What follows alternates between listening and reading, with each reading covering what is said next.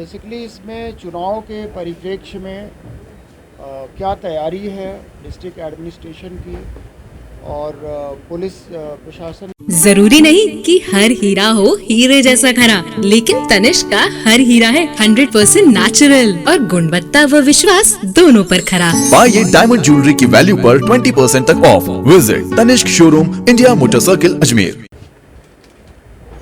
ये joint meeting थी, review meeting रखे थे और सीएस मैम और हम दोनों आए थे।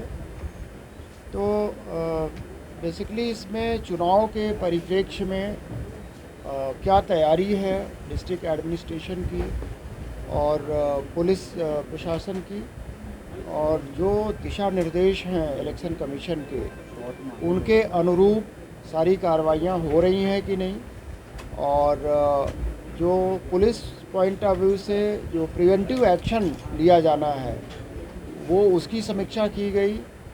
इसी तरह जो एनडीपीएस एक्ट, एक्साइज एक्ट और आर्म्स एक्ट, इसके अंतर्गत विशेष रूप से समीक्षा की गई कि पूरे संभाग में, रेंज में क्या कार्रवाई है, कार्रवाई का लेवल क्या है। तो समीक्षा से ये तथ्य उभर कर सामने आया कि अजमेर संभाग में बहुत अच्छी पुलिस कार्रवाई हुई है और एडमिनिस्ट्रेशन और पुलिस प्रशासन दोनों मिल के पूरा ये मुस्तैद हैं अच्छी तरह से इलेक्शन शांतिपूर्ण तरीके से संपन्न कराने के लिए। और इन्होंने जो भी दिशा निर्देश थे इलेक्शन कमीशन के, उसके अनुरूप इन्होंने बहुत अच्छी कार्रवाइयाँ की हैं। वो चाहे ज्वाइंट विजिट हो, वल्नरेबल जो सेक्शंस हों उनमें कॉन्फिडेंस बिल्डिंग हो, और जो दूर दराज के जहाँ मतदान केंद्र हैं उनका विजिट हो, तो सब कुछ बड़े अच्छे से किया गया है। और पुलिस का जो अपर हैंड होना चाहिए बदमाशों पे, गुंडों पे, वो है यहाँ अजमेर संभाग में। इनकी कार्रवाइयाँ पिछले साल से, पिछले कई सालों से और प्लस 2018-19 का जो इलेक्शन टाइम का था उन सब से आगे है। तो हमने और सीएस मैम ने यही कहा कि इसको, इस पेस को बनाए रखें और इस मोमेंटम को और आगे बढ़ाना है। आने वाले 2 महीनों में और अच्छी कार्रवाइयाँ होनी हैं ताकि मतदान शांति से संपन्न हो सके। सर, अभी देखने को मिलेगा कि 5 साल बाद इलेक्शन हो रहे हैं, तो कई जो अधिकारी हैं वो पहली बार जो है फेस करेंगे इस चुनाव को। उनको किस तरह से दिशा निर्देश आपने दिए हैं, क्योंकि बड़ा एक चुनाव राजस्थान का उनके सामने हुआ है? हाँ, नहीं, ये पहली बार, कई बार पहली बार ही कराना पड़ता है वो तो, लेकिन उसमें अगर उनमें थॉरोनेस है, अगर उन्होंने एक सही दिशा में काम करना शुरू कर दिया है, तो वो चाहे पहली बार हो या दूसरी बार हो, बहुत अच्छे से संपन्न कराएंगे। इसमें मुझे कोई शक नहीं है। राजस्थान में सर आपराधिक मामले जो हैं, गेंदबाज की जैसी चीज़ें हैं वो हुई हैं, इसका असर आप देखते हैं कि आगामी विधानसभा चुनाव में देखने को मिलेगा?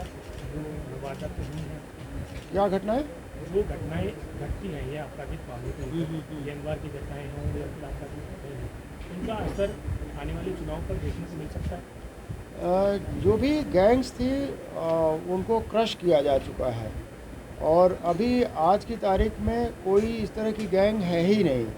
आपको ध्यान होगा अजमेर में ही आज से 7-8 साल पहले क्या स्थिति थी। तो अभी तो हमें तो कोई इस तरह का गैंग, हमें इस तरह का दिख नहीं रहा है।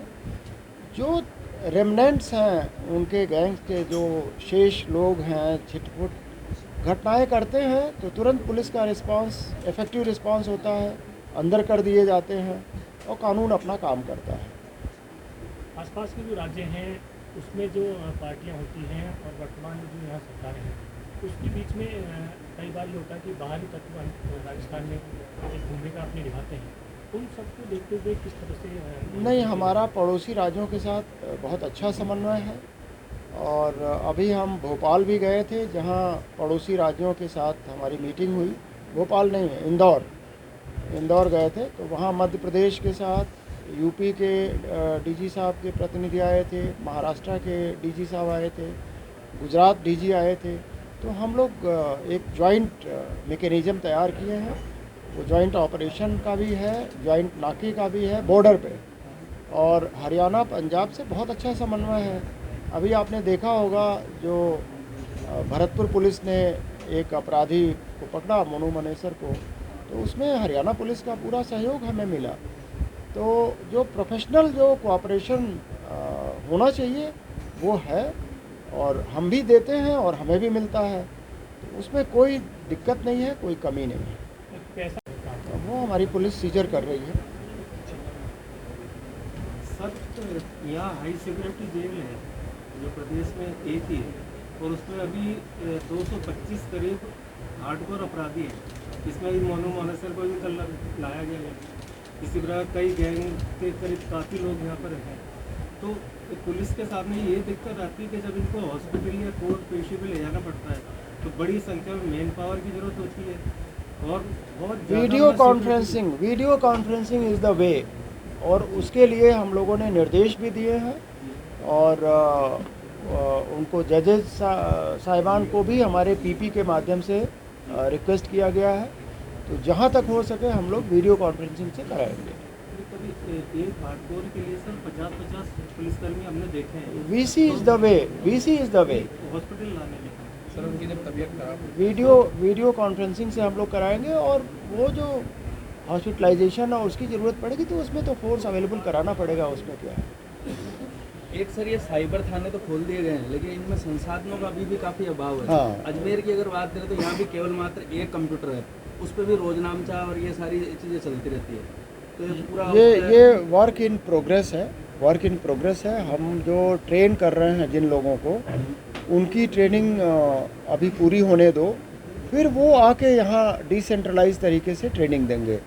तो इसमें टाइम लगेगा, कैपेसिटी बिल्डिंग की आवश्यकता है और अनवरत ट्रेनिंग दिए जाने की आवश्यकता है, उसमें टाइम तो लगेगा।